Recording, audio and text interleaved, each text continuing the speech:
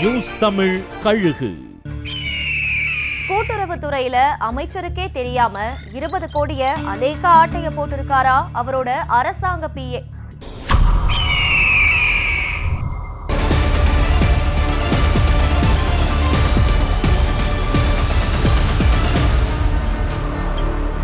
கூட்டுறவுத்துறையில சுமாரா 310 உதவியாளர்களுக்கான நியமனம் நடந்துச்சு.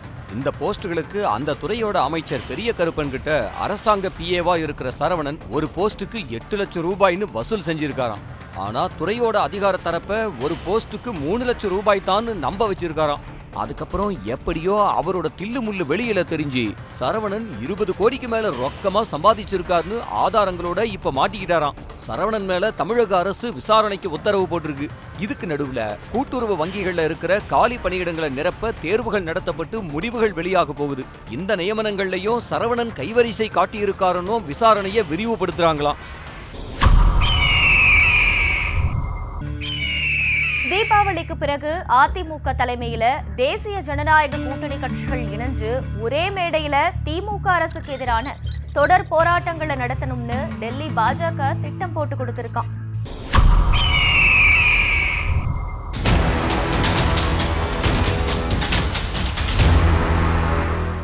சட்டமன்ற தேர்தல்கள் நடக்கிற மாநிலங்கள்ல கூட்டணியை ரொம்ப முன்னாடியே முடிவு செஞ்சு அந்த மாநில அரசுக்கு எதிரான போராட்டங்களை நடத்தி பொதுமக்களை தயார் செய்யறது அமித்ஷா பாணி. அப்படித்தான் தமிழ்நாட்டிலையும் கிட்டத்தட்ட தேசிய ஜனநாயக கூட்டணியில இடம்பெற கட்சிகளை முடிவு செஞ்சுட்டு தான் சொல்லப்படுது. அதனுடைய அடிப்படையில தான் பாமகவை கூட்டணிக்குள்ள கொண்டு வர அன்புமணி கிட்ட பேச்சுவார்த்தை நடத்தி முடிக்க பாஜகவோட தமிழக தேர்தல் பொறுப்பாளர் பைஜெயந்த் பாண்டாவை சென்னைக்கு அனுப்புனாராம். அன்புமணி தேசிய ஜனநாயக கூட்டணிக்குள்ள வர்றது உறுதியாயிடுச்சுங்கிறாங்க. ஆனா தேமுதிக ஜனவரிக்கு பிறகுதான் சொல்லுவோம்னு கரார் காட்டிடுச்சான். இப்போதைக்கு அதிமுக, பாஜக, பாமக, தமாக, ஏசிஎஸோட கட்சி, ஏற்கனவே இருக்கிற சில உதிரி கட்சிகள்னு தேசிய ஜனநாயக கூட்டணி முடிவாகிருச்சுங்கிறாங்க. அடுத்த கட்டமா புதிய தமிழகம், ஜான் பாண்டியன் கட்சி இந்த கூட்டணிக்கு வர வாய்ப்பு இருக்குன்னு சொல்றாங்க. இப்போதைக்கு முடிவாகி இருக்கிற என்டிஏ கட்சிகள் ஒன்னு சேர்ந்துதான் திமுக அரசுக்கு எதிரான போராட்டங்களை நடத்தணும்னு டெல்லி பாஜக உத்தரவு போட்டிருக்கான்.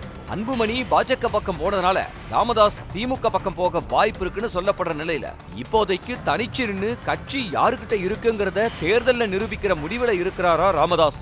ராமதாஸ் தனியா நிக்கிறது வட மாவட்டங்கள்ல திமுகவுக்கு சாதகம்னு அதிமுக கூட்டணியில இருக்கிற பாமகவுக்கு பின்னடைவுன்னு ஒரு கணக்கு சொல்றாங்க.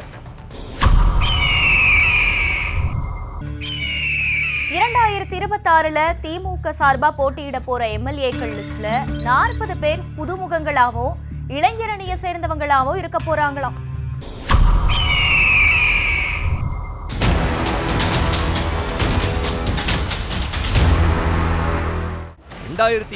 சட்டமன்ற திமுக வேட்பாளர்கள் லிஸ்ட் கிட்டத்தட்ட தயாராயிடுச்சுங்கிறாங்க.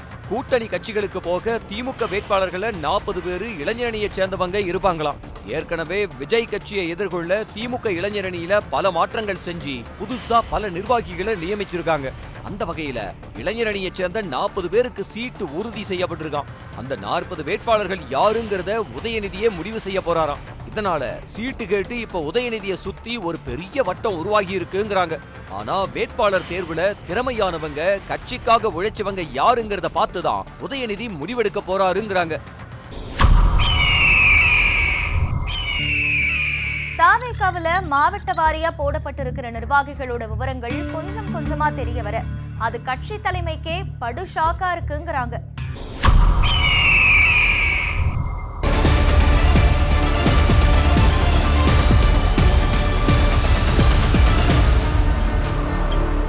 திமுகவுக்கும் தாவேகாவுக்கும் தான் போட்டின்னு விஜய் அறிவிச்சிருக்கிற நிலையில ஒவ்வொரு மாவட்டத்திலையும் தாவேகா மாவட்ட செயலாளரும் அவரோட இருக்கிற கட்சி நிர்வாகிகளும் ஆளும் திமுகவை எதிர்க்கிற பலத்தோட இருக்காங்களான்னு தாவேகா தலைமை ஆய்வு செய்ய தொடங்கி இருக்கிறதா சொல்லப்படுது.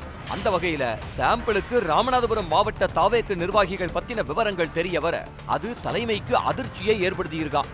ராமநாதபுரம் மாவட்ட தாவேகா செயலாளரா மலர்விழி ஜெயபாலா நியமிக்கப்பட்டிருக்காங்க. இங்க மலர்விழியோட கணவர் ஜெயபாலன் தான் மாவட்ட செயலாளரா செயல்படுறாராம். நெடுஞ்சாலைத்துறையில வேலை செஞ்சுக்கிட்டு இருக்கிற ஜெயபாலா மாவட்டத்துல நிர்வாகிகளை நியமிச்ச விஷயத்துல பல குளறுபடிகள் இருக்குங்கிறாங்க. மாவட்டத்துல போட்டியிட்டு இருக்கிற 10 செயற்குழு உறுப்பினர்களும் இவரோட மகன், மகள், சகலை, மனைவியின் தங்கச்சின்னு ஒவ்வொருத்தரும் இவரோட குடும்பத்தை சேர்ந்தவங்களாம். குடும்ப ஆட்சியை ஒழிக்கணும்னு விஜய் பேசிக்கிட்டு இருக்கும்போது அவர் கட்சியிலேயே ஒரு குடும்பம் முக்கியமான மாவட்ட பொறுப்புகளை தாங்கிட்ட வச்சிருக்குன்னு விஜய் ரசிகர்களா இருந்து தொண்டர்களா மாறி வேலை பார்த்துக்கிட்டு இருக்கிறவங்க வெளிப்படையாவே வாட்ஸ்அப் குழுக்கள்ல மாவட்ட தலைமையை விமர்சிக்க துவங்கி இருக்காங்க. இதுல இன்னொரு அதிர்ச்சி என்னன்னா, தாவேக்காவோட அறிவிக்கப்படாத மாவட்ட செயலாளரா செயல்பட்டுக்கிட்டு இருக்கிற ஜெயபாலா மேல நெடுஞ்சாலைத்துறையோட மாவட்ட நிர்வாகமோ எந்த நடவடிக்கையும் எடுக்கிறது இல்லையா. ஜெயபாலா தலைமையில மாவட்ட தாவேக்கா இருந்தாதான் திமுகவுக்கு பலம்னு நினைக்கிறது தான் அதுக்கு முக்கிய காரணம்ங்கறாங்க.